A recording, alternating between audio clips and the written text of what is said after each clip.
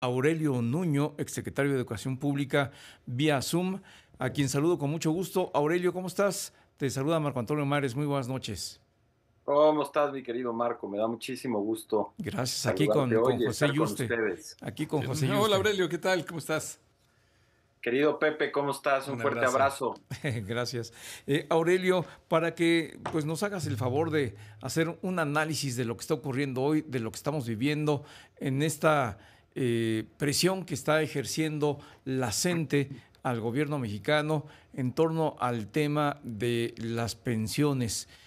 ¿Cuáles son tus impresiones? ¿Qué es lo que está ocurriendo? ¿Qué hay detrás de todo esto? ¿Realmente es un desencuentro entre gobierno y maestros por el tema de pues una derogación de una ley que llevaría a un esquema de pensiones inviable financieramente? ¿Eso es realmente lo que se está jugando o hay algo más detrás de todo esto? Bueno, mire, primero, y de esto habla poco la gente, y creo que es muy importante. Yo no he escuchado a ningún líder de la CENTE, ni tampoco a nadie en el gobierno, hablando del mayor drama detrás de esto, y es los millones de niñas y niños que se quedan sin clases. Ya son 15 días, estamos hablando de niñas y niños que están en el sureste del país, en algunos de los municipios más marginados de nuestro país, que son las niñas y los niños que más necesitan estar en una escuela, y de ellos nadie se preocupa. El gobierno, que su principal obligación sería estar defendiendo a estas niñas y niños, los tienen abandonados. Eh, Dicho esto, y así me gusta empezar porque es el mayor drama, el problema que estamos viendo de fondo es un problema, eh, digamos, que tiene un origen muy antiguo, pero que lo han autogenerado los gobiernos de Morena. Y déjenme me explico. Durante muchísimas décadas, el mayor problema de la educación en el país, lo que ha impedido que la educación se desarrolle plenamente, es que los líderes sindicales, tanto los líderes del CENTE como de la CENTE, controlaron la vida profesional de los docentes. ¿Qué significa esto?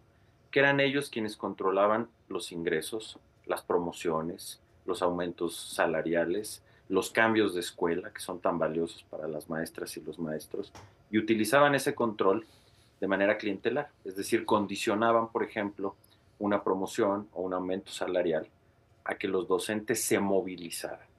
El CENTE con ese siempre ha hecho una movilización electoral.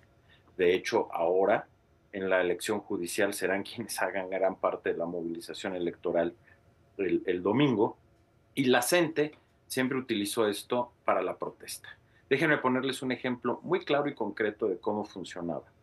Antes de la reforma educativa que hicimos en 2013, el gobierno del presidente Enrique Peña Nieto, reforma que me tocó encabezar, existió una regla que desafortunadamente regresó. Una regla en Oaxaca, que es el epicentro de la CENTE en la sección 22, en la cual si alguna maestra o algún maestro pretendía una promoción, tenía que tener 80% de asistencia. No a su salón de clases con sus alumnos, sino 80% de asistencia, Marco y Pepe, a las marchas que Qué convocaban los bárbaro, Sí, qué era el bárbaro. incentivo. Claro. pues imagínate, pues eso es coacción. Decirles, oye, tú quieres ir a una promoción, tienes que ir a mis marchas y toman lista. Y el que no tenga 80% de asistencia a mis marchas no puede pretender tener una promoción o un aumento salarial. Imagínate la barbaridad. Uno, los líderes sindicales actuando como autoridad educativa. Y dos, pues condicionando a los maestros a movilizarse, no a educar. Esto les permitió, y este es un ejemplo de muchos controles, crear una estructura de dominación de los líderes sindicales sobre las maestras y los maestros de manera muy injusta. Y esto yo te lo digo con los pelos de la burra en la mano. Yo recorrí todas las escuelas del país, conocí a muchísimas maestras y maestros, y la inmensa mayoría tiene un enorme amor por la educación y una gran vocación, y lo que más les gustaría es estar en los salones de clases con sus alumnos. Sin embargo, tienen que responder a esta movilización. Bueno, ¿cuál es el problema? Cuando hicimos nosotros la reforma educativa, precisamente lo que hizo la reforma fue desmontar ese control.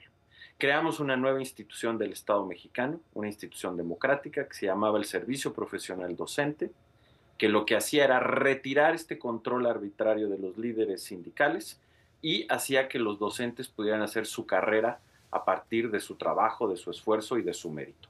Para contratar maestros eran concursos nacionales abiertos que ganaban los mejores, las promociones eran también por concurso, los aumentos salariales eran por concurso, y eso generó dos efectos.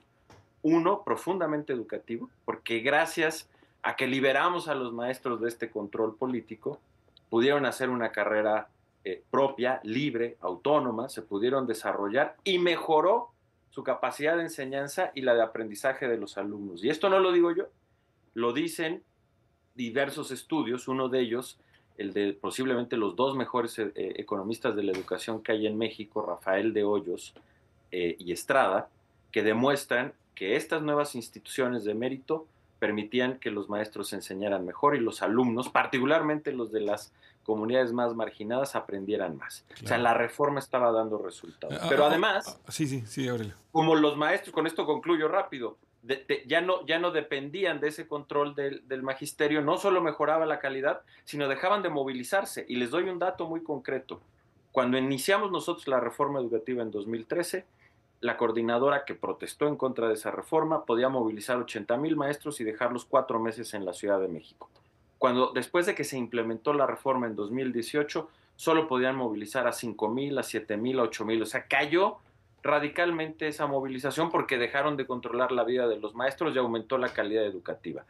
¿Cuál es el conflicto? Y por eso digo que Morena autogeneró este problema, que cuando revierten la reforma educativa en el gobierno anterior del presidente López Obrador, les regresan a los líderes esos controles para que hagan movilización a favor de Morena, nada más que en esta ocasión la CENTE, que no tiene llenadera, los líderes de la CENTE no tienen llenadera, están usando esa capacidad de movilización que ya no tenían para ahora presionar a su aliado porque les ha dado todo, claro, y ahora quieren más. Esa es la razón. Claro que ese es el problema donde nos encontramos y es el punto exacto donde nos encontramos. Una CENTE que tú bien dices, los líderes no tienen llenadera, se les ha dado todo, prácticamente aumento salarial, congelamiento de edad para el retiro, ahora le reduces también ya la edad de retiro con otro costo fiscal mayor, se les ha dado el fondo para el bienestar, se les ha dado todo y no tienen llenadera. La verdad es que esa es el parte. Sí, siguen aquí. Y ahora, ¿cómo se puede revertir esto? Porque en efecto hablas y parecería que dicen, bueno, sí, pero el CENTE son votos, son movilizaciones, es a nuestro favor, no, son aliados nuestros. Pues claro, y el problema de fondo, Pepe y Marco, es que para remediar esto, no hay, le pueden dar miles de vueltas. Y el conflicto actual, bueno, a lo mejor llegan a un acuerdo en los próximos días, dándoles todavía más de lo que ya les han dado, que ha sido una barbaridad, pero pues igual y les dan más y con eso a lo mejor hacen un repliegue táctico, a lo mejor esto lleva un rompimiento de la alianza entre la CENTE y Morena. La CENTE, su lógica, y así lo llaman ellos, es movilización, negociación, movilización.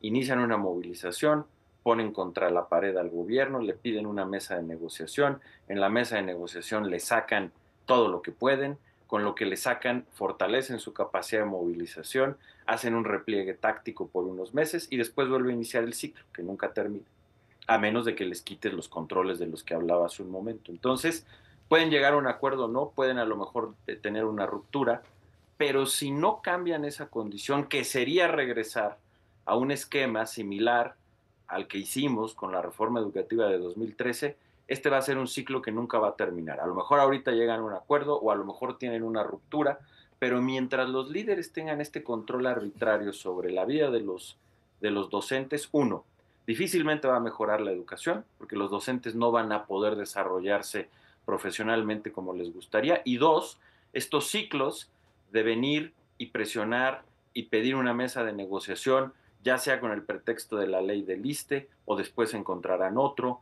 que les den más plazas para heredar, que les den más plazas para vender, que les den más controles de esto o de aquello. Posiciones en el legislativo incluso. Va a ser cíclico. Entonces, si no afrontan el tema de fondo, que además es también el tema con el que puedes mejorar la calidad de la educación, esto que estamos viendo puede durar mucho tiempo o si lo resuelven, en algún momento va a regresar, no tengan duda.